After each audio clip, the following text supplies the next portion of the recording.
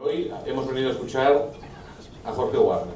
Jorge Warner, un directivo ejemplar, un directivo que va a hablarnos de personas, de cómo van a evolucionar, cómo va a evolucionar el mundo. Una persona que bajo su responsabilidad tiene 137 centros, dejadme que dé 4 cifras, que atiende cada año a 200.000 personas que pasan por sus centros, que cada día hace ayuda domiciliaria de 13.000 personas, es decir, que va a casa de 13.000 personas a ayudarles, que atiende entre la asistencia a 20.000 personas al año, que en consultas telefónicas médicas atiende a más de 150.000, 77.000 visitas de urgencias al año. Pero todo esto, Jorge es un aficionado al mar, un gran navegante, y todo esto no lo hace solo, lo hace en un barco que pilota, donde hay 10.150 profesionales que lideran, que trabajan. Y como él, como un buen hombre de mar, mira siempre hacia el horizonte. Y esta mira hacia el horizonte, hacia adelante, es lo que le ha llevado al grupo a crecer, a tener unas cifras francamente espectaculares en los últimos años, pero siempre siguiendo una brújula, siguiendo un rumbo, que es lo que es importante en el directivo. Tener realmente una estrategia, Jorge la tiene, pero siempre con miras puestas en el futuro. Muchísimas gracias a todos, gracias Jorge por acompañarnos hoy esta mañana aquí. Muchas gracias, Pau. Muchas gracias a la CEDE por haberme invitado a participar en este desayuno y poder un poco debatir y poner, sobre todo yo no me gustaría tanto hablar de nuestra compañía ni de lo que hemos hecho y demás, pero sobre todo poner una serie de reflexiones encima de la mesa. Por aquí veo que hay algunas caras del sector, caras sanas y sabias del sector, pero que entonces muchas veces sí que entre nosotros a veces nos desesperamos porque este tema de la demografía y del cambio demográfico y la situación que tenemos en España pues no está en el debate, no está en el debate ni político porque no interesa, porque sí que tenemos una visión en nuestro país cortoplacista. Estos son grandes políticas de Estado y políticas de largo plazo, hay que pensar a 15, a 20 años, porque si no al final los temas no se solucionan. Bueno, yo querría pasar un poco esto y luego además sí que me gustaría, me han pedido y además a mí me encanta, de dejar tiempo libre para el debate y que entonces ahí podamos un poco compartir. No sé si desde lejos, yo creo que entre columnas y demás va a estar un poquito difícil de verlo, pero bueno, en cualquier caso procuraré hacerlo lo más ameno posible. Ahora aquí en el tema del envejecimiento demográfico hay un primer gráfico que desde atrás no lo veréis, pero sí que ahí representa las personas. Hemos cogido aquí la perspectiva desde el año 1900. También deciros que esto lo tendremos colgado, si alguien quiere descargarse de la presentación, no habrá ningún problema para ello. Nosotros hemos cogido a partir del año 1900, prácticamente en la historia de la humanidad, hasta los años 50 del siglo pasado, hasta 1950, pues había una esperanza de vida del orden de los 50 años, estábamos ahí, y prácticamente no había habido cambios sustanciales en toda la humanidad. ¿Qué pasó? Hombre, el descubrimiento de la penicilina y también muchos otros fármacos y farmacologías es lo que ha conseguido irnos alargando la esperanza de vida. La situación que tenemos hoy en España es que, claro, pues ahí en el grafiquito un poco se ve que es el azul claro, que son los mayores de 80 años, que es lo que nosotros miramos, porque hoy en día tener 65 años, 70 años, pues es un chaval, y que todo eso y además tiene que producir para el sistema. Pero que sí que en las personas de más de 80 años, hombre, sí que se prevé un crecimiento muy importante en todos estos próximos años. Sí que en España, y es una pena que no podáis ver de edad, pero que sí que hemos puesto aquí la evolución de la pirámide, de lo que era antes una pirámide de la población, que cada vez se va desapareciendo y cada vez es menos una pirámide. Empezamos nosotros en el año 2012 y veis cómo se va subiendo para arriba toda esa pirámide, esa base, cada vez más se nos va subiendo para arriba, que cada vez más vamos a tener más personas mayores que atender. En estos momentos el 17,4% de la población española tiene más de 64 años, que son 8,3 personas, pero es que en el año 2050 será el 37%. Pero que a mí, más que preocuparme los mayores de 64 años, que ya lo he dicho, de 65, que yo creo que hoy en día ya no es una medida de hace 100 años, ¿no? Cuando me parece que empezó a hablarse de la jubilación a los 65 y poner temas de pensiones, etcétera, pero claro, han pasado 100 años y ha cambiado, como veis, ha cambiado mucho el mundo y especialmente España. Yo sí que me suelo fijar en los datos de la población de más de 80 años. Más de 80 años en España en estos momentos tenemos 2,5 millones de personas, pero que esos 2,5 millones ya en el año 2020 se va a convertir en 3 millones, en el año 2030 serán 4 millones, en el año 2050 serán 6. Bueno, pues ya se ve que esto es un tema realmente insostenible. La esperanza de vida, hoy en día la media está de los 82, 83 de ese orden, más o menos los hombres estamos 79, las mujeres 85, estamos alrededor de los 82, 83, pero lo que sí que es verdad es ya que las personas que hoy nacen ya tienen una esperanza de vida, se estima una esperanza de vida de 102 años. Bueno, nos va a cambiar. Yo creo que si juntamos esos dos datos, el alargamiento de la esperanza de vida, pero que también lo comparamos con los nacimientos que hay en España, que es de las tasas más bajas de toda la OCDE, que estamos en una tasa del orden de 1,32 hijos por mujer. ¿Qué nos pasa? Pues lo que se ve en el gráfico de la derecha, que hoy tenemos en España 4 personas de población activa para mantener cada persona mayor. Pero es que en el año 2050, si no hacemos nada, tendremos 1,7 personas por cada persona mayor. Pues como se ve, pues es imposible, no puede ser, no se aguantarán ni las pensiones, ni la sanidad, ni olvidémonos de estados de bienestar, etcétera, etcétera. Hombre, muchas veces hablamos de la vejez. A mí no me gusta hablar del envejecimiento, de la vejez en sí, o sea, más del envejecimiento, y que entonces yo creo que es un gran logro de lo que tenemos en nuestro país y, bueno, y en todo el mundo occidental. Pero que, hombre, la verdad es que sí que hay otros datos que yo creo que me gustaría poner encima de la mesa, y es hablar un poquito también de la cronicidad. Hay 19 millones de españoles que padecen enfermedades crónicas. 4 de cada 10 habitantes en España tienen patologías de larga duración. El 75% del gasto sanitario español está destinado a atender estas enfermedades. Más del 25% de las personas mayores de 65 años, de 45 años, tienen más de una patología crónica que requiere ser tratada. Y 1/3 de los pacientes de los hospitales de agudo, como mínimo, ingresa por enfermedades crónicas. Ya vemos que la dependencia es un problema de salud y no de vejez. Las enfermedades crónicas fueron la causa del 63% de las muertes en el mundo durante el año 2008. Y además creemos que supondrán el 75% en el año 2020. Entre el 42 y el 57% de la población española tiene alguna enfermedad crónica. Entre los 65 y los 74 años hay una media de 2,8 problemas o enfermedades crónicas y de 3,23 en personas de más de 75 años.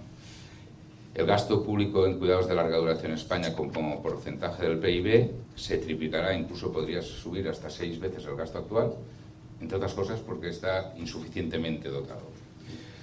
Nosotros creemos que el cambio demográfico y la evolución de la medicina es lo que ha variado el perfil de las personas que están siendo atendidas hoy en los hospitales de agudos. Los avances médicos y farmacológicos nos han convertido enfermedades que hasta hoy eran mortales en enfermedades crónicas. El sistema que tenemos hoy basado en hospitales de agudos, desde luego es insostenible, yo diría. He puesto a medio y largo plazo, pero no sé qué entendemos por el medio, pero que desde luego a 2 o 3 años España se colapsa y no da respuesta a las necesidades efectivas. ¿Qué nos pasa a nosotros? Porque, hombre, a veces también conviene decir, hombre, pues podemos ser, te miras en el espejo y dices, soy guapo, soy feo, pero para poder evaluar si eres guapo o feo te tienes que comparar con alguien. Bueno, pues ya que tenemos aquí pues nuestro entorno, la Unión Europea, vamos a mirar un poquito qué es lo que hacen los demás.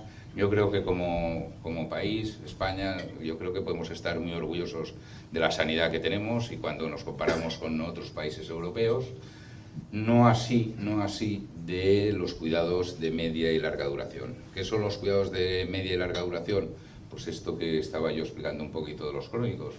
Imaginaros un hospital, al final el hospital es una caja costosa de inversión, que cuesta invertir 450 millones de euros de ese orden, pero es que luego mantenerlo cuesta los mismos 450 millones de euros que se han invertido. Lo que pasa que en esa caja hay unos servicios que son muy caros, que son las urgencias, las UBIs, los quirófanos, todo el tema de radiología, pruebas y demás, y que hay mucha gente que no está usando. Se estima más o menos que el 40% de las personas que están ingresadas en los hospitales no están usando todo este tipo de servicios.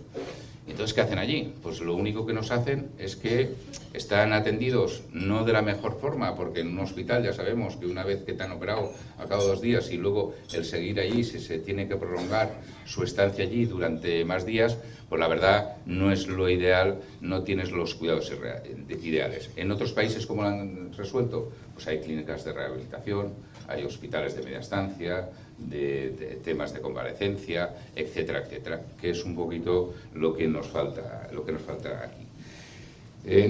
Aquí comentaba de que en la situación en España es que tenemos más o menos las mismas plazas hospitalarias de agudas que pueden haber en otros países desarrollados, pero tenemos muchísimas menos plazas de hospitalización para crónicos. Desde luego, el sistema sanitario tradicional, tal como lo tenemos organizado, no da respuesta adecuada a las necesidades de estos enfermos, que lo que sí que necesitan es un seguimiento coordinado entre distintos especialistas y no atenciones puntuales de operaciones, etcétera, etcétera. Quiero señalar que una cama en un hospital de media cuesta 650 euros, y bueno, podríamos análisis que tampoco están publicados, y sí que nos gustaría la ley de transparencia, a ver si avanza y sabemos cuánto nos cuestan a los españoles por los servicios públicos que se nos dan, de hospitales, de todo tipo. Vaya, yo creo que es un derecho que tenemos, y algún día nosotros, como yo presido también una patronal que se llama de los grandes operadores del sector, que aquí hay algunos representantes, como por ejemplo Eulen, bueno, pues que muchas veces lo estamos pidiendo. Nosotros somos de filosofía de colaboración público-privada, yo creo que todos tenemos nuestros sitios, pero que entonces, hombre, sí que nos gustaría el saber qué es lo que cuestan las cosas, y que entonces sí que hay índices de calidad, etcétera, etcétera.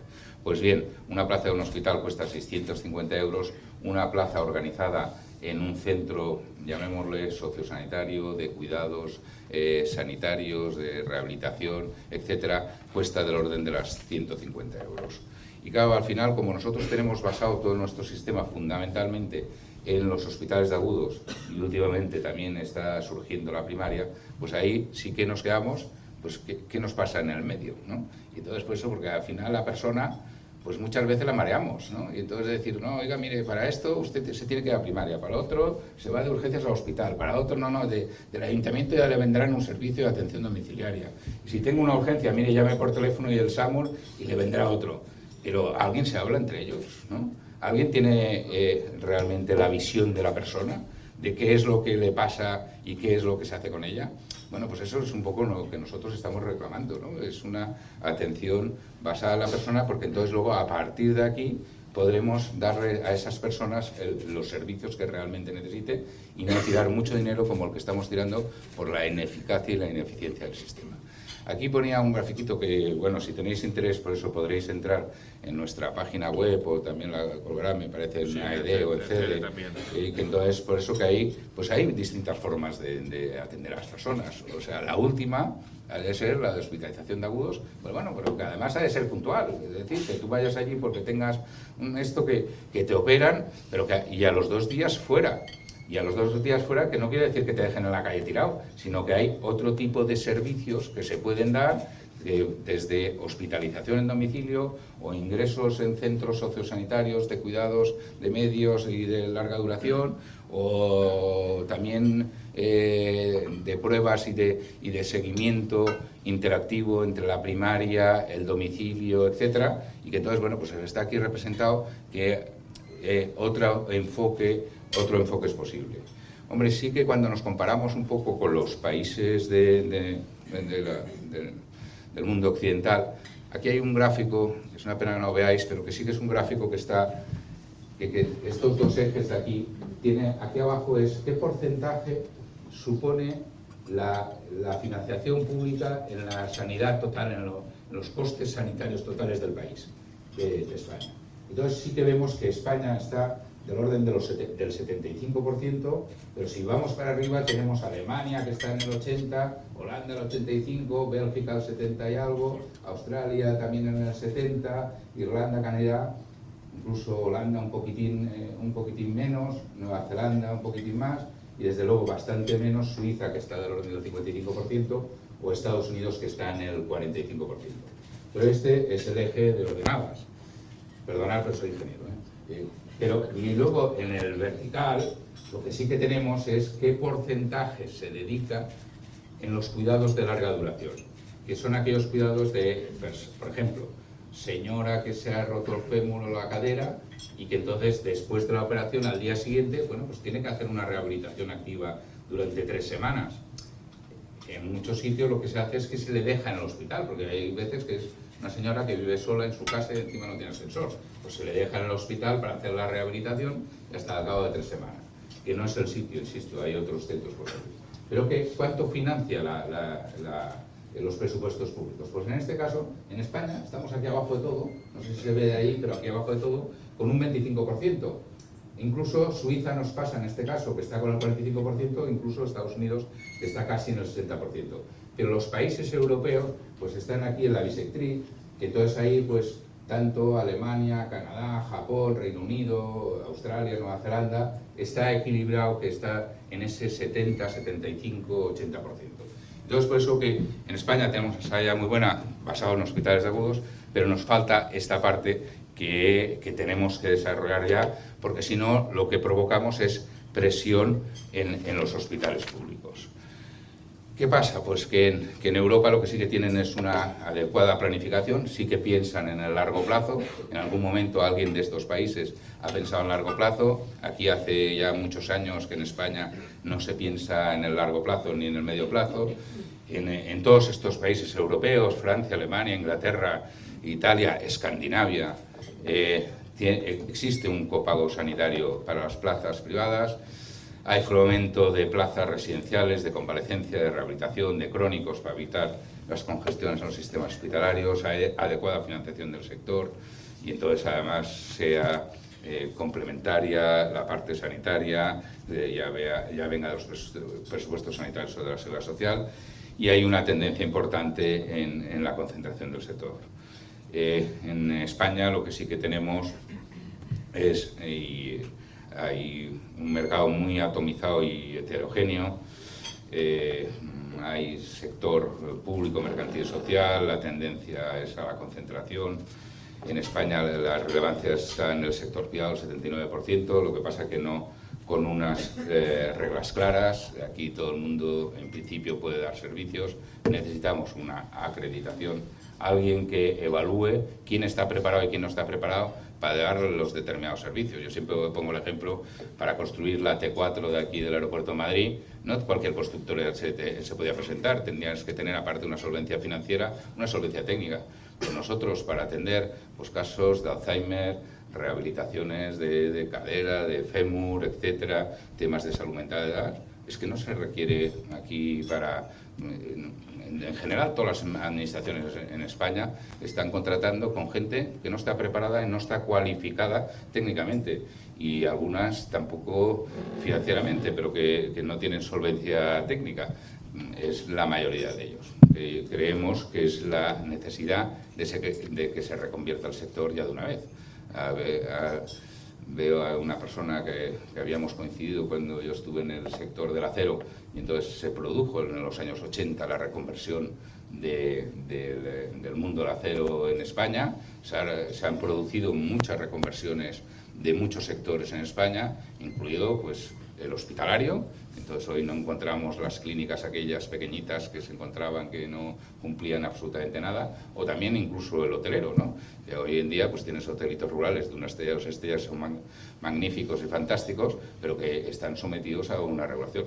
En nuestro sector todavía no. Y además quiero también introducir el otro tema, que es lo que nosotros estamos reclamando, que claro, como en España ahora estamos organizados con 17 fábricas de leyes, que son todas las comunidades autónomas, que las empresas que estamos trabajando por toda España, pues tenemos que adaptarnos a 17 normas diferentes para hacer lo mismo, porque al final no creo que seamos muy diferentes los de Madrid, que los de Murcia, que los de Barcelona, que los de Bilbao, que los de Huelva.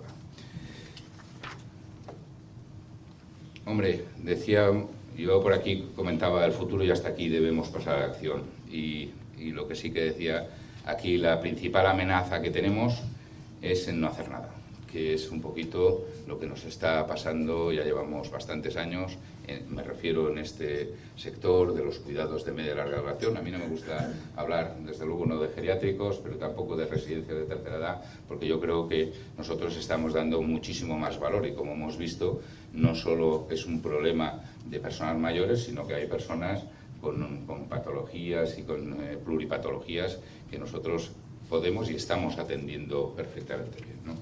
Yo creo que el envejecimiento demográfico ya no es una amenaza, es un hecho, igual que nos pasó en los años 60 en España con el baby boom.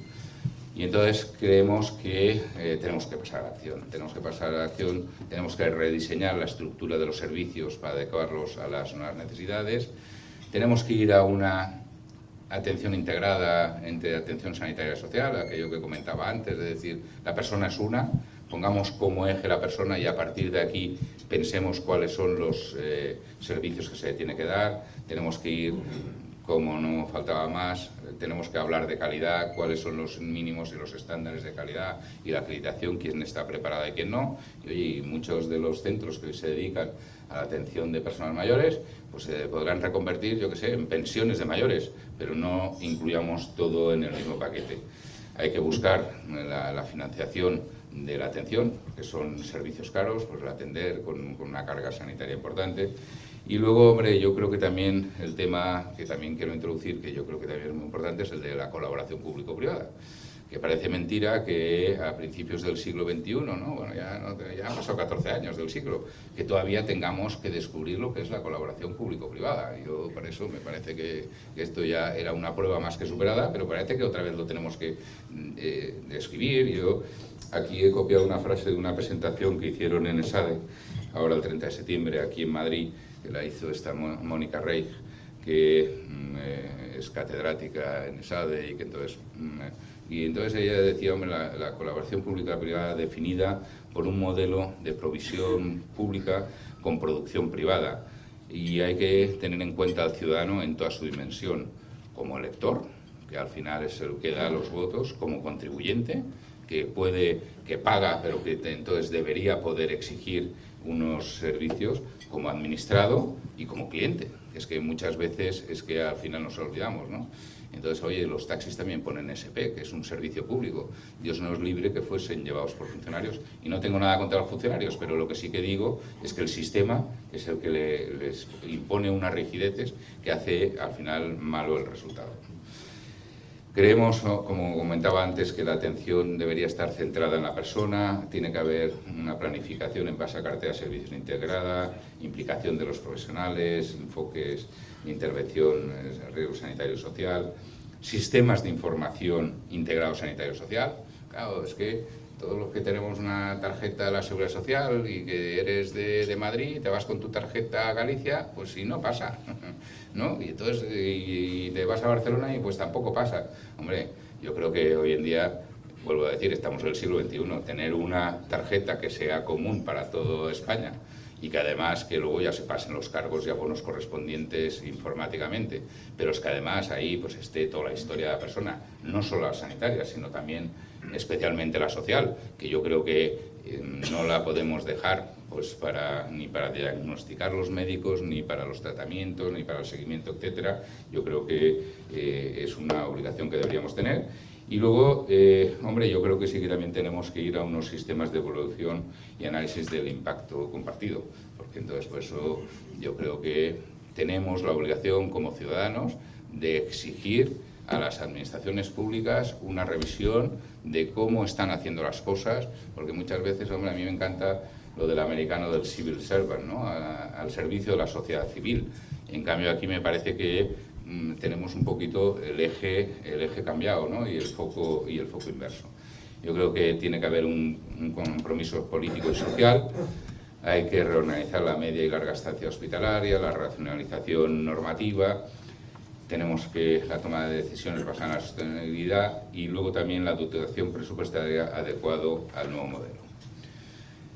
Dicho esto, hombre, sí que ahora quería hablaros un poquito, solo un poco de SAR, ¿no? Y entonces decir, nosotros es como vemos y es el diagnóstico que nosotros hacemos de la situación actual de España, cuáles son los problemas y cuáles son las oportunidades por esos retos y oportunidades del cambio demográfico, cómo está organizado y cómo creemos nosotros. Y cuando digo nosotros, permitirme que SAR, pero que entonces, hombre, sí que con todos nuestros colegas vamos comentando permanentemente. También está aquí el presidente de la Fundación Edativida, que es una fundación que se constituyó hace 14 años. Nosotros también colaboramos a impulsarla y demás, que es de reflexión y que lo que piensa es en la calidad de vida de las personas mayores.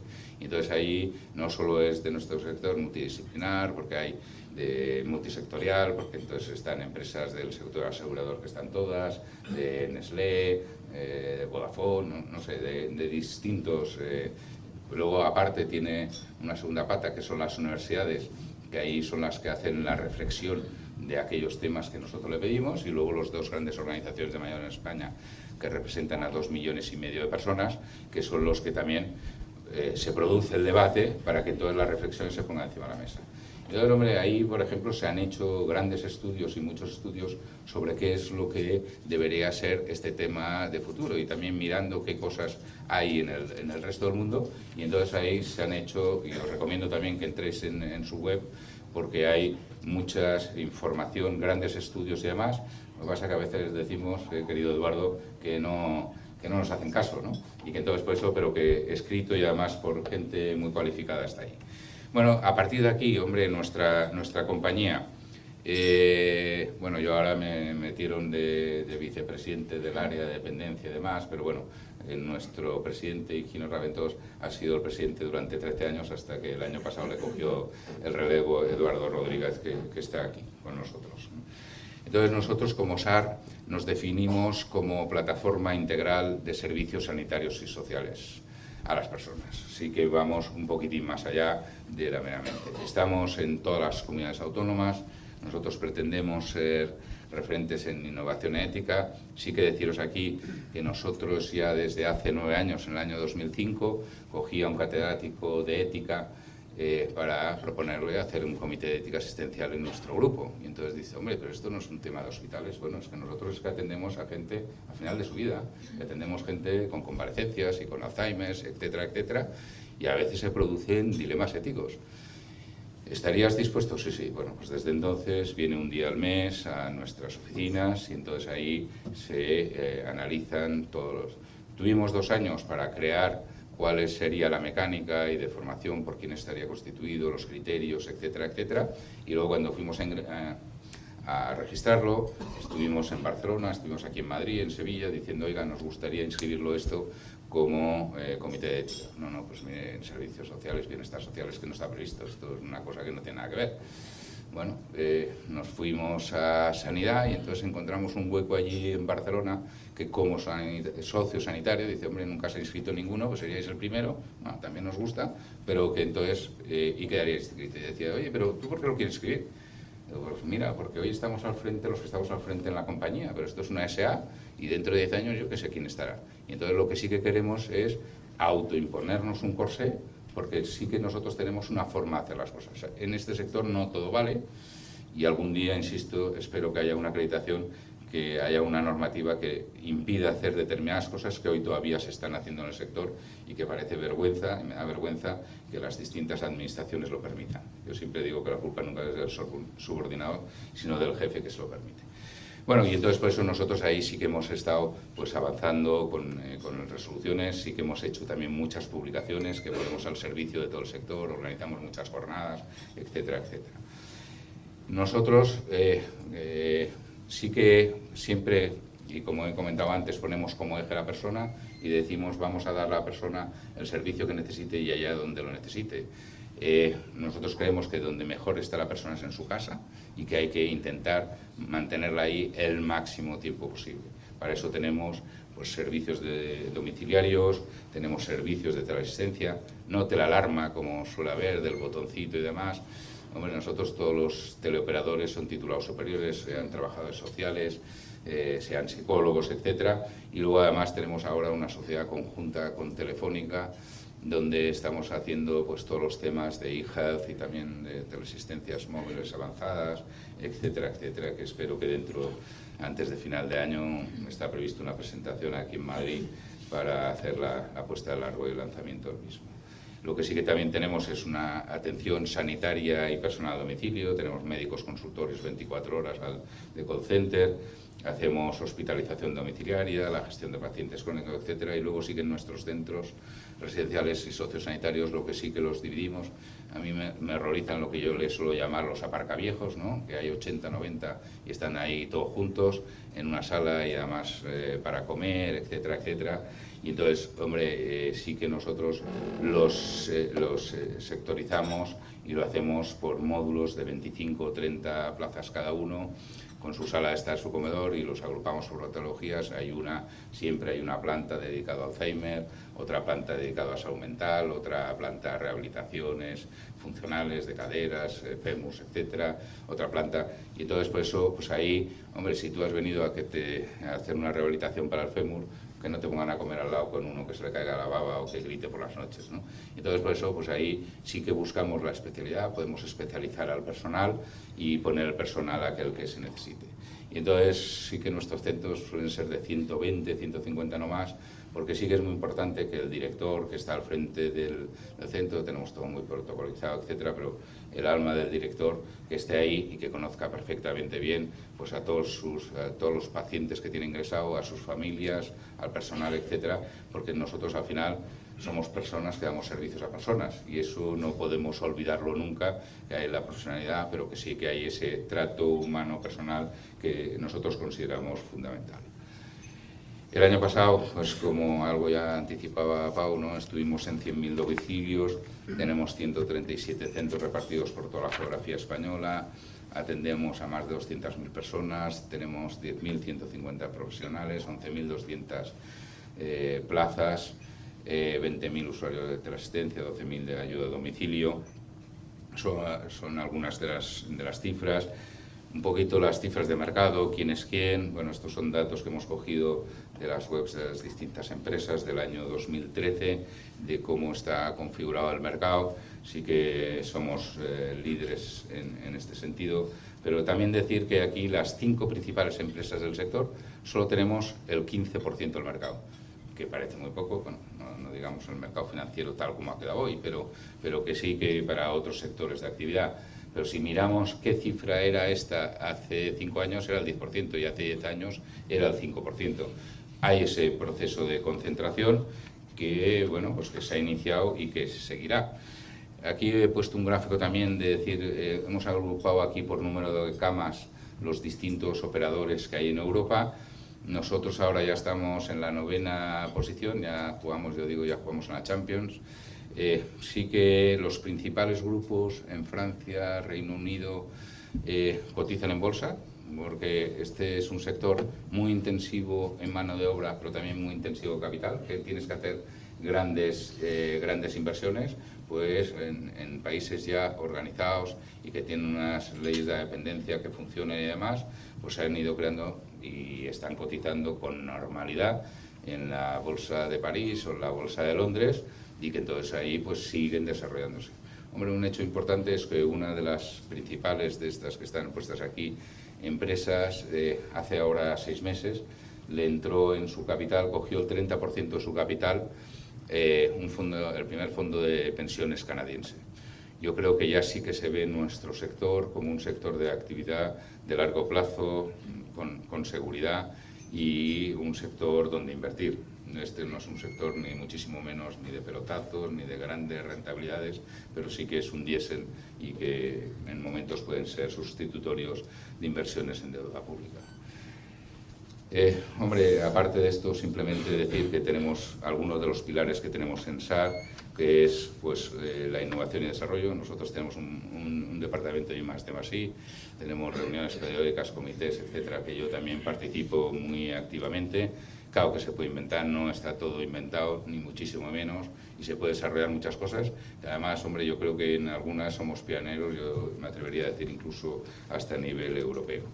El tema de la ética, que ya he comentado, de que nosotros es uno de nuestros pilares y de nuestros pilares importantes, el tema de la calidad y el tema de la responsabilidad social corporativa, que aparte de decirlo y hacerlo, también ahora KPMG también nos audita la responsabilidad social corporativa y estamos cumpliendo todos los estándares GRI, estamos con la máxima puntuación, etcétera, etcétera.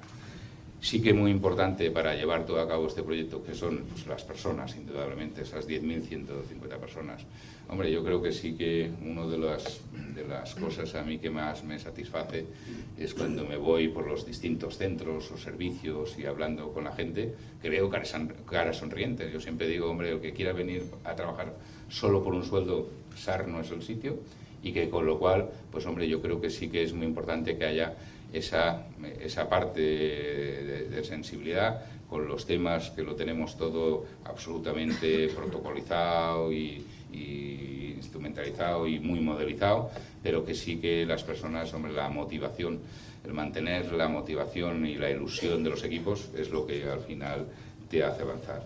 Nosotros tenemos también una fundación que se creó en el año 98, donde hacemos todos los temas de formación, divulgación del conocimiento y acción social. Por ejemplo, el año pasado dimos 110.000 horas de formación. Yo creo que es muy importante. Hacemos muchos temas de acción social, que desde luego si os conectáis en nuestra web y miráis dentro de la fundación veréis la cantidad de programas que estamos y colaborando con otras asociaciones, fundaciones, etcétera, porque hay mucho por hacer en este tema. Yo, por último, porque me han dicho que sea rápido, porque además sí que yo también me gustaría el poder tener algo de debate para el que queráis, ¿no? Yo, unas 3 pequeñas conclusiones, ¿no? Podríamos hablar de muchas y esto pues nos ha costado realmente el acortarlo y simplificarlo, porque sí que teníamos una carta de los Reyes muy largo, pero ya sabemos desde pequeño que cuando las cartas las hacen muy largas no te traen nada. Entonces por eso hemos preferido centrar el tiro en 3 cosas y vamos a ver si conseguimos algo de esto.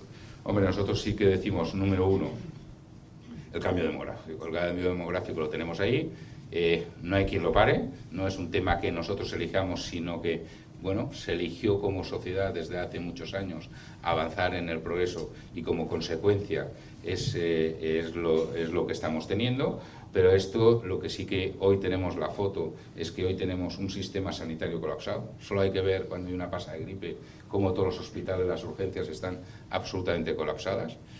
Yo pienso qué es lo que nos va a pasar cuando, pues esto, dentro de 6 años, en el año 2020, que habrán 500.000 personas más de mayores de 80 años y que de estos el 15% necesitarán cuidados sanitarios especializados, sean hospitales o sean centros especializados. ¿Dónde están esas 75.000 camas, ¿no?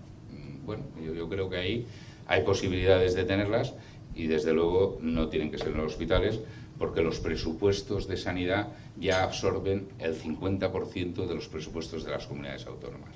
Con lo cual, pues yo creo que nos surge un pacto de Estado en materia de atención sanitaria y atención social y que deberíamos articular un enfoque integrado que cubra las atenciones de las personas.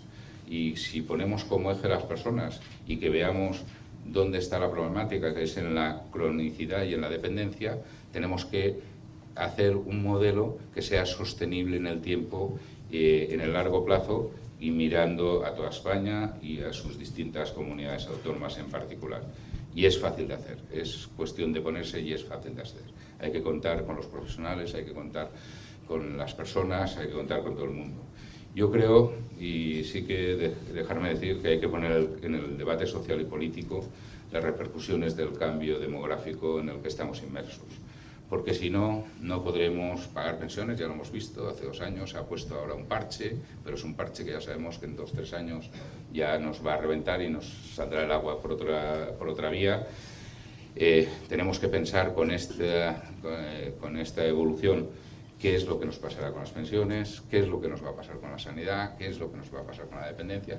Hay otros países que lo han hecho y lo han pensado, y yo creo que a veces la ventaja de llegar tarde a los sitios es que miras lo que tienes que hacer y lo que no tienes que hacer. Y entonces por eso, pero sí que nos tenemos que poner a pensar, y a pensar más allá de los 4 años o de los 3 años de los ciclos políticos, ¿no? Y entonces, por último, decir, oye, envejecer es un logro, no lo convertamos en un problema. Nada, muchas gracias. La explicación que nos ha dado, y tenemos la oportunidad de poder debatir con muchas preguntas, realmente nos pone en posición de algo que es una enorme preocupación para todos. Para todos. Aquí no nos escapamos ninguno. Todos lo tenemos de una forma directa. Lo vivimos o bien en nuestros padres, en nuestros familiares, pero también lo viviremos en nosotros mismos. Está ahí. Y yo creo que esa realidad, que es una realidad social comprometida, es una satisfacción comprobar cómo empresas, personas se comprometen con ella, como es tu caso. Muchas gracias, pero vamos adelante con las preguntas que hay aquí, que son muchas, interesantes. La primera que te voy a hacer es de Constantino Mediavilla, editor de Madrid Diario, que nos plantea, dice, la reconversión del sector que planteabas necesaria, ese 15% y lo que hay, y es urgente, dice, pero ¿cómo se hace? Porque ¿cómo miramos el medio-largo plazo? ¿Sabemos? ¿Cómo evitamos duplicidades? 17 al menos, lo que comentabas. Y por último, y a este paso, no sé si los mayores serán inocentes o culpables de la quiebra posible del estado de bienestar. Sí, yo por eso también lo apuntaba, porque yo creo que todavía estamos a tiempo. Estamos a tiempo. Hombre, aquí yo diría que hay una doble vertiente. Hay una vertiente, por ejemplo, un país complicado políticamente, como puede ser Italia, pues hace 4 años se replantearon de decir, oye, mira, esto no puede ser, y que además la perspectiva que tenemos por delante es muy dura y que no podemos aguantar. Ahí también la sanidad la organizan a través de las regiones. Tampoco tienen un sistema unificado, aunque no tengan comunidades autónomas, tampoco tienen un sistema unificado. Tienen algunas cosas comunes, pero que sí que son las regiones donde tenían el peso más fuerte. Entonces, al final dijeron, oye, pues mira, aquí tenemos 4,5 camas de agudos, de hospitales de agudos por cada 1.000 habitantes. Pues esto no lo podemos soportar, porque además muchas de las plazas están ocupadas por crónicos, etcétera. Y de mira, el objetivo, y fue un pacto político de todos los partidos, el objetivo es llevarlo a 3, de 4,5 llevarlo a 3. Y dice, hombre, ¿y qué vamos a hacer con el resto de la gente? Hombre, pues mira, tenemos aquí toda una serie de residencias que todas están preparadas, porque no todas sirven, pero que hay edificios que están preparados arquitectónicamente, pero que las empresas, porque tienen protocolos, tienen los profesionales, etcétera, etcétera, pues vamos a ir mirando una a una y vamos a decir cuáles estarían preparados para prestar el tipo de servicios de convalecencia, de rehabilitación y demás. Y entonces, aparte de que tengan el sello de bienestar social o de servicios sociales, pues también vamos a ponerle un sello con sanidad. Y entonces, ¿qué pasa? Pues que ahí dijeron, pues mira, pues a todas estas las bautizaremos, en vez de residencias asistidas, que les llamaban hasta entonces, le pusieron una S por en medio, residencia sanitaria asistida. Y entonces dijeron, oye, pues a partir de ahora a las personas les vamos a decir, mira, cuando vienen al hospital y demás, luego se les va a evaluar sanitariamente y por su tema de salud, y se va a clasificar. Y nosotros les vamos a dar un voucher, un cheque, que va entre los 30 y los 100 euros, y que entonces decir, mire, y usted, para esto que tiene usted, que tiene que ir a hacer una rehabilitación, o que tiene que ir a hacer una convalecencia, o tiene que hacer una estancia permanente, pero que tiene esta componente sanitaria tan importante, puede ir a toda esta lista de centros que nosotros los tenemos acreditados por servicios sociales y por sanidad. Y ahí es donde le cogerán el cheque. Y entonces van allí y ya saben que la parte hotelera se la tienen que pagar de su bolsillo los ciudadanos, porque si no están viviendo en su casa y podrán elegir ir a un hotel como este de 5 estrellas o un hotel de 3 estrellas y demás, y está la doble componente. Porque yo siempre lo digo, nosotros somos más hospitalarios que una red de hoteles, pero mucho más hoteleros que una red de hospitales. Y entonces, bueno, pues al final, pues ahí lo han resuelto así. Y entonces, pues la persona paga pues entre 40 y 80 euros, del orden de los 60 euros de la parte hotelera, y paga 60 euros con el voucher que le han dado de sanidad, y entonces el operador recibe los 120, en vez de los 800 que cuesta la cama hospitalaria. Pues hombre, nosotros estamos proponiendo aquí a las administraciones que hay sistemas que ya están organizados y que funcionan. Y si nos vamos por Francia, o nos vamos por Reino Unido, o nos vamos por Suecia, ahora como patronal, yo estoy presidente de la, que he comentado antes, de la patronal AESTE, que está aquí también la secretaria general, Alicia Taña, y entonces ahora tenemos previsto, ahora a final de noviembre, presentar un estudio que hemos hecho, que es un comparativo precisamente de mercados europeos. Cómo está organizado todos estos temas en Suecia, en Escandinavia, cómo está organizado en Alemania, en Francia y en el Reino Unido y España. Y entonces, hombre, para poner soluciones encima de la mesa, y a las administraciones les estamos poniendo vías de solución, pero alguien tiene que coger el toro por los cuernos, tiene que afrontar. Y claro, alguien tiene que decir. Y yo por eso que sí que me toca estar con distintos consejeros de todas las comunidades autónomas y demás. Yo siempre les digo, oye, ¿tenéis padres? Sí, pues venga, vamos a ir a visitar unos cuantos centros en cualquier ciudad de España que todavía hoy tenemos, que es una vergüenza que todavía estemos permitiendo de que se atiendan así a las personas, ¿no? Y que entonces, oye, por desgracia, todavía eso está. Nos pasaba en temas más graves, insisto, como eran los hoteles, que los que ya peinamos canas, o bueno, deberíamos, aunque no nos salgan, pero que sí que en los años, que los que teníamos, los hoteles que teníamos en los años 70 en España, que ibas a algún sitio con cucarachas y demás, pues bueno, eso todavía pasa hoy en las residencias en España. Y entonces, bueno, la culpa, insisto, que no es tanto de los sinvergüenzas que lo lleven, sino como las administraciones que lo permiten. Yo creo que hay que afrontar una reconversión del sector, teniendo una cartera de servicios muy clara y llamando a cada cosa por su nombre.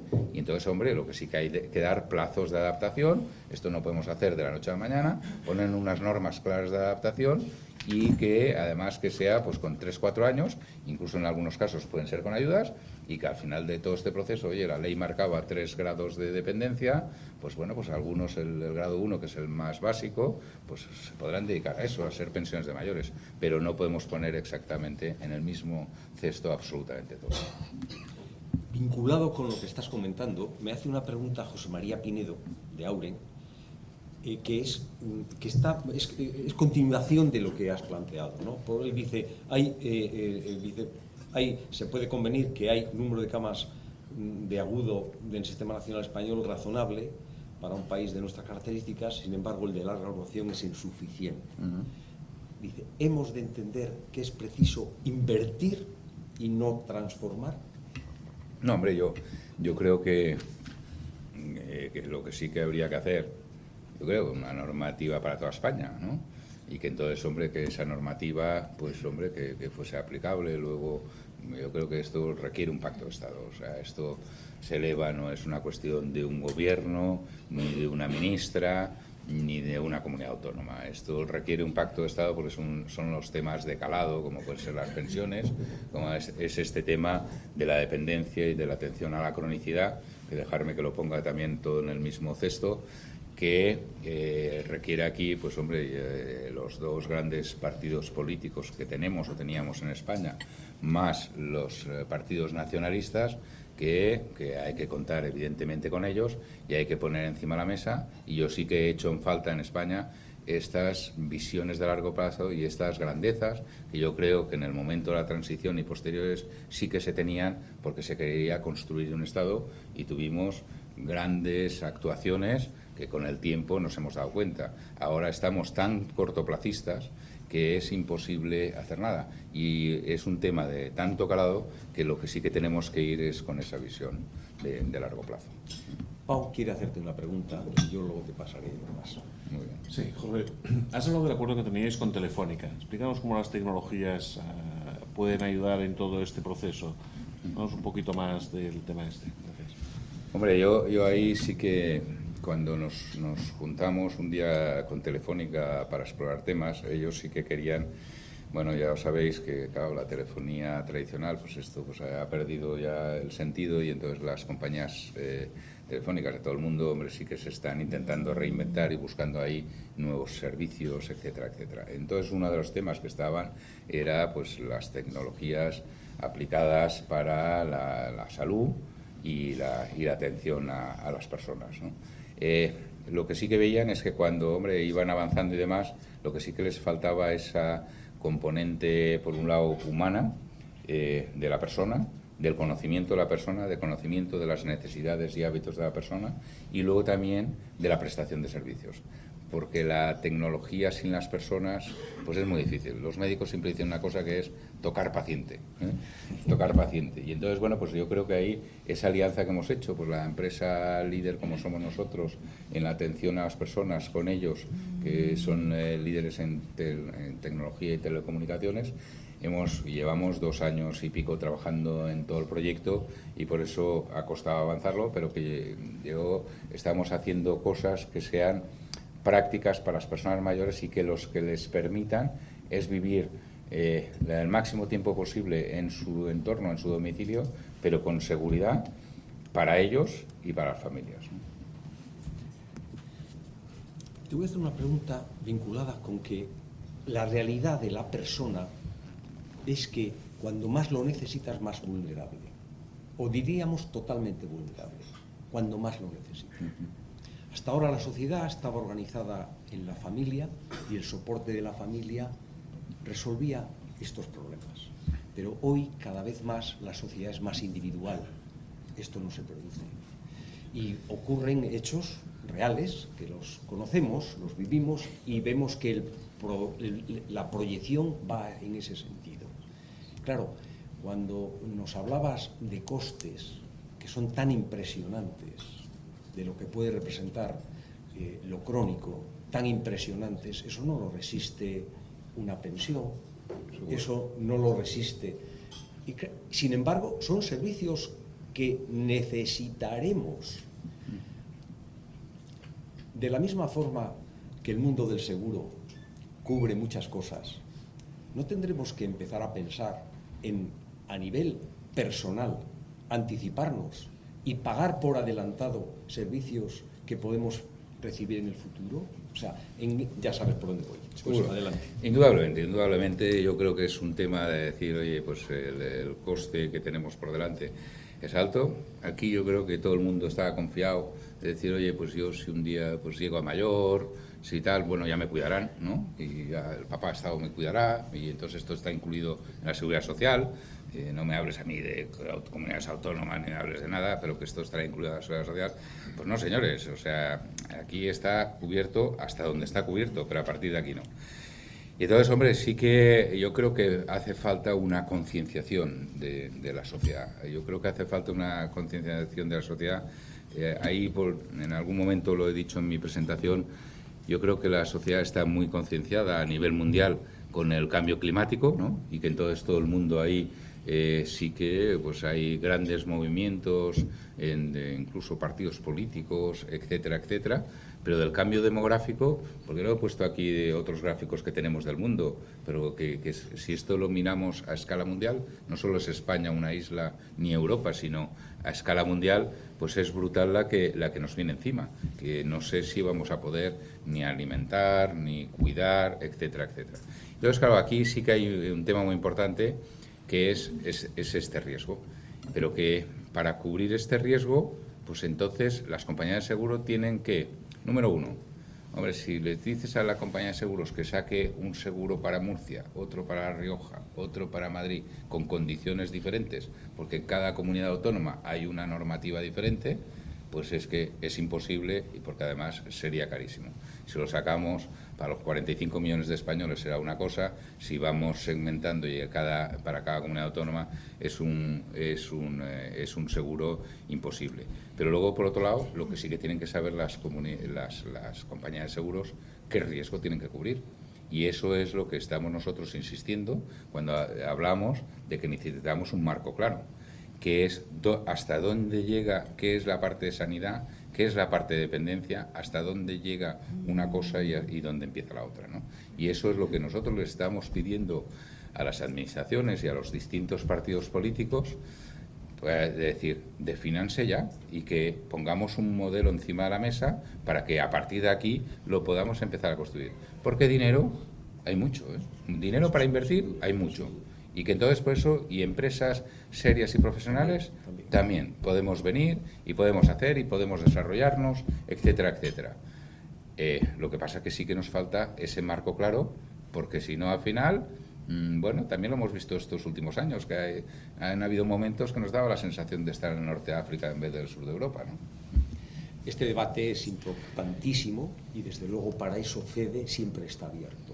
Y hoy ya, y aquí está nuestro secretario general, y creo que evidentemente el planteamiento en FEDE en esa plataforma, que representa esa plataforma para debate, siempre está abierta. Creo que es indispensable.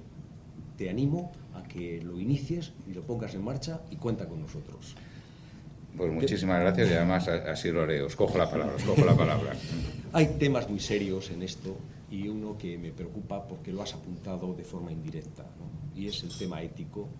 No sé si llamarle el contrato vital, el problema que representa la persona en un asunto tan serio en el que vosotros vivís y que, claro, no tiene nada que ver cuando una institución seria hace las cosas en otros ámbitos donde no se dan. Por eso la seriedad es indispensable, pero al mismo tiempo los respetos a las decisiones personales. ¿Cómo movéis eso y de qué forma nos dais seguridad a nosotros, en el sentido más general de la palabra, a nuestros familiares? Sí, hombre, mira, nosotros sí que tenemos, por eso he comentado antes, el Comité de Ética. El Comité de Ética está formado por 12 personas, fue impulsado dentro de la casa, como otras cosas que ha habido, por una persona que es María Dulce Fontanals, que venía, en su día había trabajado en la sanidad y en los servicios sociales públicos, pero que entonces luego se incorporó a la compañía y lleva ya 15 años con nosotros, y entonces impulsó en el año 2005 este Comité de Ética Asistencial, y ella lo sigue dirigiendo. Tenemos ahí 12 personas, médicos, enfermeras, trabajadores sociales, y entonces ahí, hombre, uno de los temas que nosotros también recomendamos es el tema del testamento vital. Tú lo has comentado.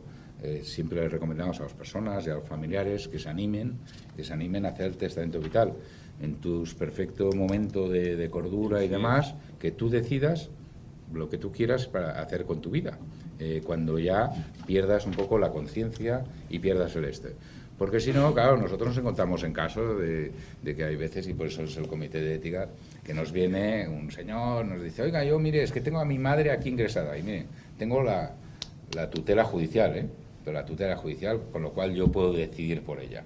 Mire, si se pone enferma, no la mediquen, y tampoco la lleven al hospital, y déjenla morir. Hombre, mire, lo siento mucho, vamos a llevarlo a nuestro Comité de Ética. Evidentemente la resolución del Comité de Ética, oiga, si usted quiere, se lleva a su madre a su casa y haya usted con su conciencia, pero que todo está.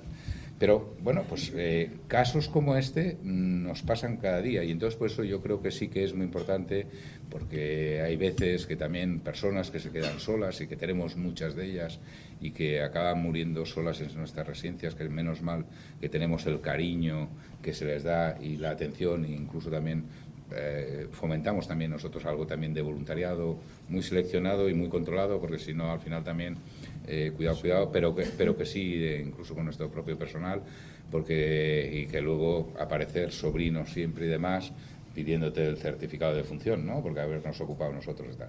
También hay de eso, pero luego por otro lado también hay, por suerte, familias maravillosas, ¿no? Muchas gracias.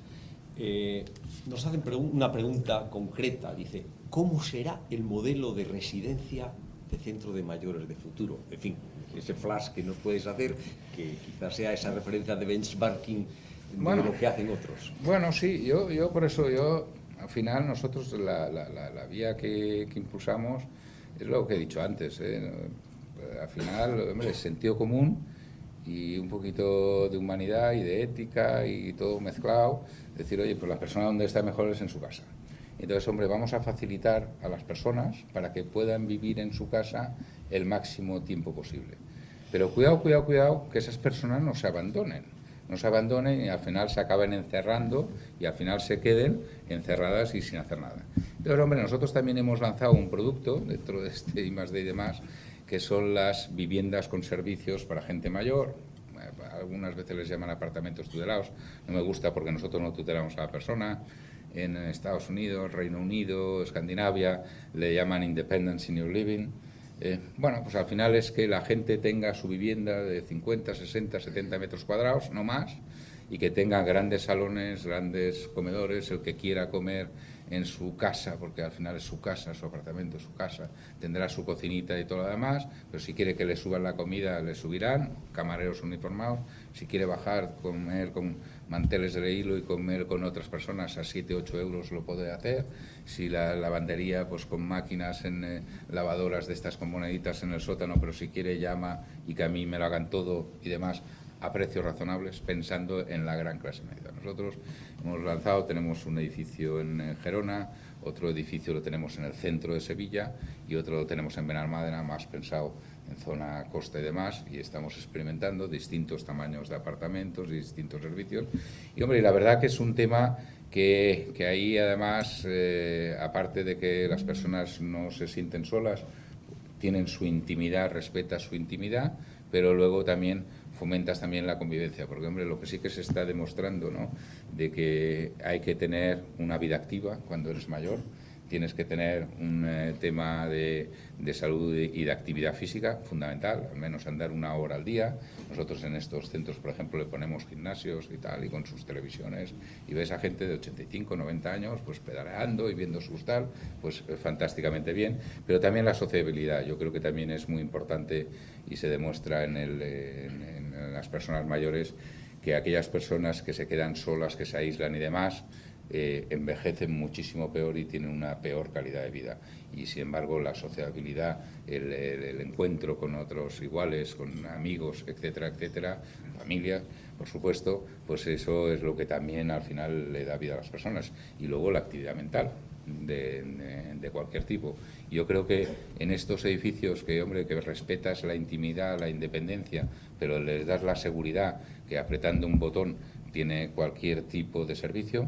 Yo siempre digo, en estos edificios nosotros tenemos mucha cofia y poca bata blanca, y la poca bata blanca escondida y que no se vea, pero que está ahí, que hay médico, hay enfermera que está al servicio las 24 horas de las personas. Entonces, yo creo que yo va más por ahí, yo siempre lo digo, a mí a una residencia clásica me llevarán a la fuerza, no me iré voluntario, además seré mal paciente.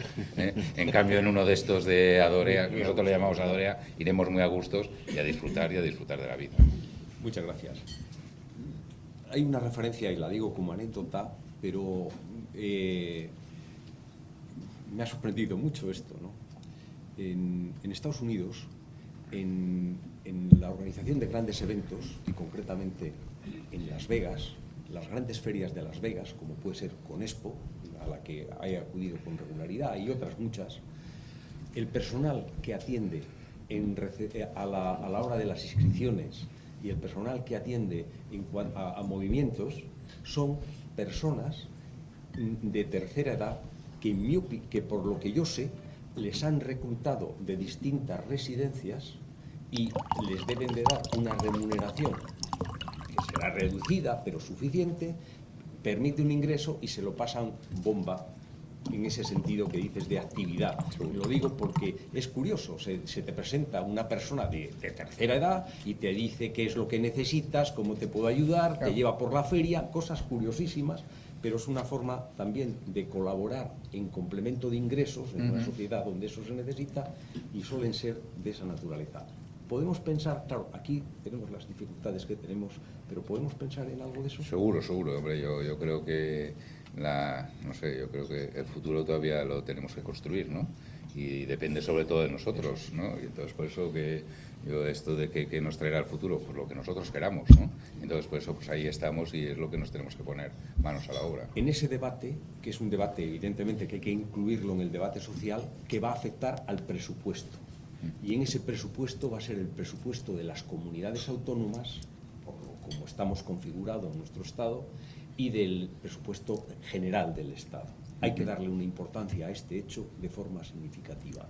¿Se te ocurren algunas cosas sobre las que podamos presionar? Hombre, yo por eso yo insisto y hemos tenido encuentros muchas veces con la prensa y hemos hablado y entonces, bueno, pues cuando hablamos de la prensa lo único que solemos salir nuestro sector de actividad pues cuando hay alguna desgracia, porque hay desgracia, porque insisto que todavía hay una parte del sector que es cutre, que además que no debería estar y que la culpa, vuelvo a decir, es de las administraciones y no de ellos, porque son las administraciones que tienen el derecho y la obligación de regular e inspeccionar y se lo permiten, pero que entonces, bueno, y entonces cuando esto es titular de periódico, o si no, pues noticias económicas de que un grupo se ha vendido, se ha fusionado o demás, pero si no, nuestro sector como tal y la problemática de las personas mayores no lo hemos conseguido poner en el debate social y eso es lo que también estamos pretendiendo a través de muchas iniciativas, y yo lo he dicho, pues desde la propia compañía, pero iniciativas como la patronal de las 10 o 12 principales que ahí ponemos ese discurso profesional y sobre todo también con iniciativas como la de Edad y Vida, la Fundación Edad y Vida, para poner ese debate, pero que al final, si no conseguimos que este sea un debate de la sociedad, tenemos la partida perdida, porque al final ya lo sabemos que los partidos políticos y los gobiernos se dedican a aquello que les da votos o se dedican a aquello para que no les quite votos, ¿no? Y entonces, sin embargo, pues esto que al final queda en tierra de nadie, bueno, pues al final lo único que cuando a veces se mezcla con la sanidad y la sanidad se privatiza y demás, pues bueno, yo no quiero entrar en ese debate, Dios me libre, pero que sí que es verdad que, hombre, yo quiero una sanidad de garantía pública, pero para mí no tengo ningún interés que el médico que me atienda cuando me voy, que tengo alguna enfermedad, pues que sea funcionario. Yo pues que el médico sea bueno y que me cure lo antes posible, pero que al final, hombre, que el médico tenga la plaza en propiedad y que además vemos que hay tasas de absentismo en el sector sanitario de hospitales públicos del 25%, pues hombre, pues a mí me sorprende, ¿no?, que esté el sustituto. Nosotros cuando llegamos al 5,40% de absentismo nos pusimos en marcha y ahora como compañía estamos en el 1,92%. Entonces, pues claro, pero con políticas muy activas de seguimiento. Y eso, al final, es que lo pagamos entre todos los españoles, ¿eh? Entonces, pues eso, pero que sí, que tenemos que tener una garantía del servicio público. Van a quedar pocas preguntas más para ser lo puntuales que siempre pretendemos en nuestros desayunos, ¿no? Dice, ¿qué papel tiene la familia en este modelo asistencial centrado en la persona? Hombre, yo creo que es fundamental, ¿no? Yo creo que España es un país tradicional. Hombre, ha cambiado la sociedad española porque la verdad es que la familia española ha cambiado. Así que, bueno, yo en mi generación no era normal. Somos 5 hermanos, pero lo normal eran familias 5, 6, 7 hermanos, 4, pues era absolutamente normal. Hoy ya lo he comentado que las mujeres tienen una media de 1,23 hijos, ¿no? Y entonces, hombre, sí que además un gran logro que hemos tenido en la sociedad española en estos últimos 35 años, para mí es la incorporación de la mujer al mercado de trabajo. Yo creo que eso ha sido una de las mejores cosas que hemos tenido. Y entonces, hombre, pero eso sí que también hay que tenerlo en cuenta porque no se ha cambiado la configuración. Sí que normalmente eran las mujeres, las hijas, que atendían a los padres, primero que no duraban tanto y no les salían alguna enfermedad como Alzheimer o enfermedades neurodegenerativas porque morían antes, pero que sí que las casas estaban adaptadas y además podían haber hijos, hijas, sobre todo, que se dedicasen. Eso nos ha cambiado y por lo tanto, hombre, sí que necesitamos otro tipo de organización y otra forma. Pero yo sí que es muy importante el concepto de familia. Nosotros lo vemos de todas las personas que tenemos ingresadas, pues aquellos donde hay una interacción con la familia y aquellas en las que no.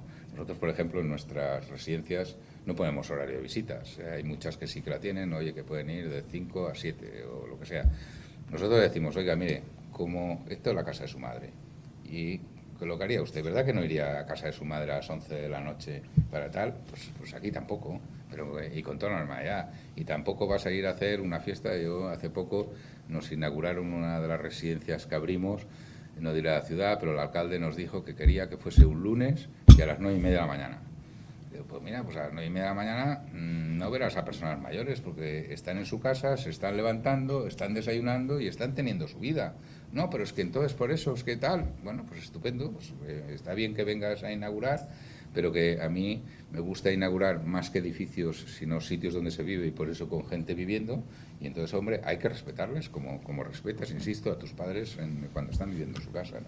Porque te voy a hacer una pregunta que me la hacen así, pero dice, ¿cómo afrontan sus centros el crecimiento demográfico?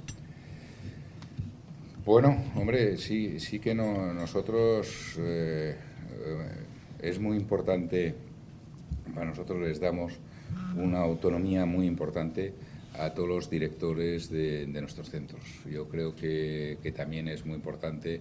Nosotros tenemos todo muy modelizado, muy protocolizado, tenemos unos sistemas de información muy importantes, etcétera, y que entonces por eso pues ahí es fundamental, y insisto, ya lo he dicho antes, que ese director y que todo su equipo, porque tiene un equipo de dirección en cada centro, pues realmente interactúe con las personas.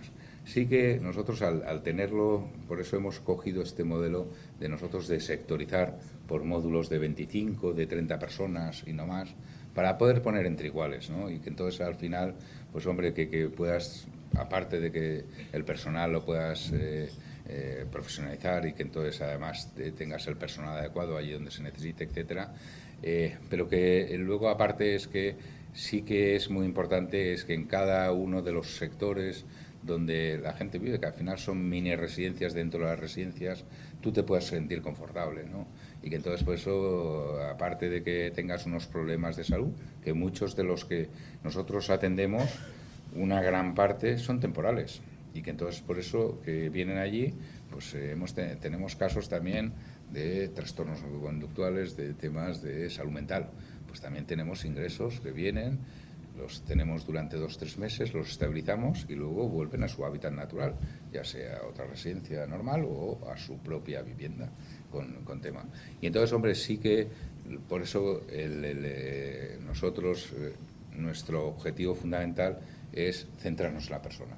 Y una vez centrada en la persona, sí que el tipo de organización y demás, todo va alrededor de ello. Hay una cosa que es una anécdota, la voy a comentar como final, pero el planteamiento en estos momentos en nuestro país es una orientación hacia intentar la internacionalización, la exportación. Claro, aquí hay una actividad. España, si vende, lo que más vale de España es la calidad de vida. Y realmente, en este sentido, España es un país que atrae personas de tercera edad a pasar los últimos años de su vida a España. Creo que ese es un enfoque para el que estáis preparados o podéis estar muy preparados. Voy a seguir, voy a dar 2 pasos más. El otro paso más es también hacer esto mismo fuera, es decir, lo mismo que habéis organizado, porque es lo que, digamos, la exportación fuera no es llevando equipos a dar servicio fuera, pero sí el conocimiento, la tecnología para desarrollar vuestra actividad en otros países, en terceros países. Y voy a comentar una cosa que quizá ya sabes, pero que es muy curiosa, de un caso de éxito, y lo digo un poquitín ahí, lo voy a decir con la voz baja, porque mañana tenemos un evento muy importante, que ya sabéis al que me refiero, mañana a las 6 de la tarde, ya sabéis al que me refiero, pues resulta que un caso de éxito impresionante es las clínicas del Barça en Filipinas. Son clínicas del Barça, con el logo del Barça. Existen unas clínicas en Filipinas que son caso de éxito. Con ese logo, o el del Madrid, ¿por qué no? Porque lo de Cohabitare tiene también esas connotaciones, se puede salir fuera. Seguro, ¿Qué seguro. opinas? Hombre, mira, yo primero decirte que nosotros como compañía tenemos un acuerdo con la Fundación del Real Madrid. Muy bien. La pena es que está aquí el director de Marketing y Comunicación y es culé, es del Barça y le tocó firmar ahí con Emilio Butragueño. Pero vaya, estamos muy satisfechos y además encantados. Sí que, hombre, has planteado varias cosas, ¿no? Una de ellas, España, país receptor, evidentemente. Yo creo que tenemos la gran oportunidad en España de aprovechar el momento y que esto tiene que ser la Florida europea. Tenemos todas las condiciones de país por clima, por comida, por cultura, por amabilidad de la gente, por el saber hacer, por mentalidad de servicios hoteleros, etcétera, etcétera, que nosotros podemos ser un país receptor de toda Europa para atraer a todos los extranjeros.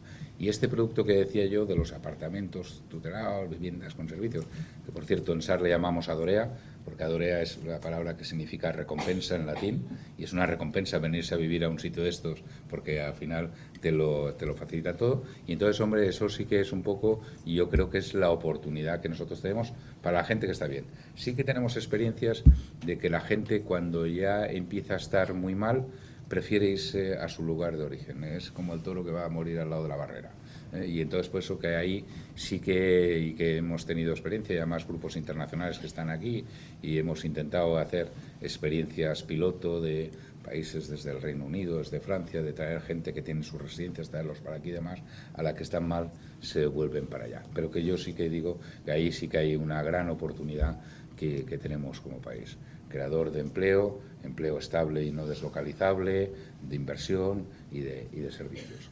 En cuanto al tema de exportar, hombre, sí que dicen que la necesidad es la madre del ingenio, ¿no? Y entonces, claro, nosotros hemos tenido mucha necesidad porque nos pagan tan mal y tan poco, que entonces, por eso, esto es un poco la prueba del pasa o no pasa. Los que hemos pasado esta crisis y hemos sobrepasado, y además, encima, pues como en nuestro caso, ¿no? Que hemos pasado pues de lo que facturábamos en el año 2007, que facturábamos 50 millones, este año facturaremos 270, hemos crecido una tasa del 25% anual. Bueno, yo creo que las empresas que hemos pasado y nos hemos reforzado también es por algo. Sí que cuando miramos, y yo sí que me he recorrido a los principales líderes de todos los países europeos y luego también en Canadá y Estados Unidos, y nos los conocemos muy bien. Y ellos han venido, también nos han dado una visita, etcétera, etcétera. Claro, nosotros hemos tenido la obligación de ser muy eficientes, pero luego a esto le añadimos que en el caso de SAR, lo que sí que hemos puesto es la palabra calidad encima de todo. Y entonces sí que hemos conseguido tener un modelo que combinamos calidad y eficiencia llevada al extremo. ¿Qué pasa? Que cuando vemos de nuestros colegas y competidores europeos y que nos vamos por allí, bueno, tienen la suerte de tener un modelo que está organizado, allí sí que tienen una ley que funcionan y que tienen acreditaciones, etcétera, etcétera, y que Sanidad contribuye. Y entonces hemos mirado pues que los precios que más o menos tienen son del orden de las 130 euros por cama y día, de eso que parte de la mitad más o menos para sanidad, la mitad la persona a su bolsillo, y miramos aquí en España y tenemos precios del orden de los 60 euros. Y bueno, y tenemos algunas comunidades autónomas que no quiero citar, que te hablan que tienes que hacer las cosas por 48 euros y demás, claro, que lo que no puede ser, y además es imposible. Pues esto, que por eso, que lo que sí que nos ha obligado es a ser muy eficientes, y que entonces lo que sí que, pero que sobre todo tenemos un modelo de atención que yo creo que vamos muy por delante de mucha gente en Europa, y es uno de los temas que nos hemos planteado, es decir, porque hemos visto y aplicado nuestro modelo en otros países europeos. Desde luego tenemos ahí unas oportunidades muy buenas, y luego por último también, hombre, en Latinoamérica, que es un tema que si miras están un poquito en la mayoría de los casos como España hace 30 años, ¿no? Y entonces ahí sí que también hay oportunidad de futuro. Nos han ofrecido también ir a China, porque claro, en China sí que tienen una problemática pues similar que podemos tener, pero claro, allí era lo del hijo único. Y entonces, claro, ahora están los nietos que tienen que aguantar a los padres y a los abuelos y a veces a los bisabuelos. Pero que entonces esto es una pirámide invertida, ¿no? Los dos nietos al final, que al final cada uno de ellos tiene dos padres, que al final cada uno de ellos tiene cuatro. Y entonces, bueno, pues y normalmente además se han ido a trabajar a las ciudades, a Pekín, a los grandes centros, y sin embargo a los padres los han dejado en esto. Y entonces, claro, ahora hace poco, el año pasado, estuvimos hablando con un grupo chino que tenía mucho interés y nos decían, oiga, pero yo querría una residencia de 4.000 camas. Hombre, pues mire, no, es que necesitamos 4.000 camas. Bueno, pues haremos 40 de 100, pero que no haremos de 4.000 camas porque el trato humano y personal. Bueno, insisto, es una problemática mundial, no es solo de España.